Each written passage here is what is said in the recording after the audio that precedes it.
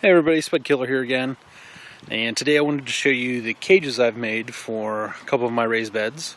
A co-worker I work with thought they looked a little interesting, and I thought I would show them in a little bit more detail what I've done. The one here is for my dragon tongue beans and my garbanzo beans, and it's just made out of 2x2s with some screws. Made 2 frames and then cut lengths to attach them together basically. Simple screws on the ends and on the tops. I use 2.5-inch screws here, and these are for outdoors. And then I ended up getting some chicken wire, 2 feet by, I think it was a roll of 50 feet, and just rolled those out. And so that was a little over 2 feet, maybe these are about 2 feet tall. And I did the outer edge. Just today I finished putting a mesh on the top, just to try to prevent more birds from going in. I planted a few more seeds and I don't want them to be pecking in there. And the bed is pine. These are pine, 2x2 pines.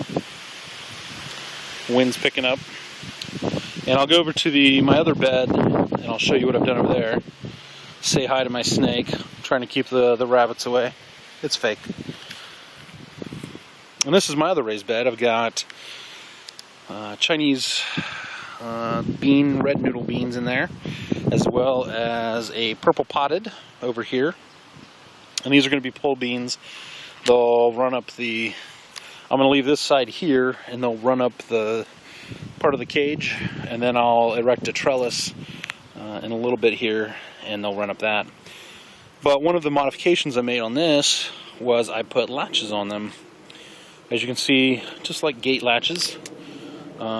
So I made them individually, so you can just pop these off. Let me hold this one, get this. And basically then, I can disassemble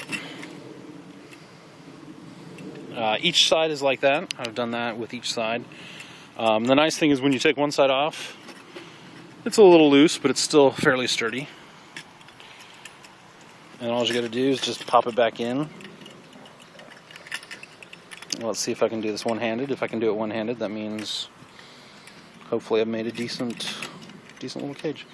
Another reason for putting these little latches on and making it this way, one, so I could easily get into it without taking the entire top off. Well, on the other cage, it's one piece. And with this, I can disassemble the individual pieces. And the nice thing then is at the end of the season, I can disassemble this and lay it flat for storage for next year. These, instead of being pine, were actually cedar. I decided to go with cedar to see how well they'll last for the next coming years. And once again, just chicken wire, and I've just used staples to staple that in. So if you have any questions or comments, leave them below. Be sure to subscribe, and happy gardening, everyone.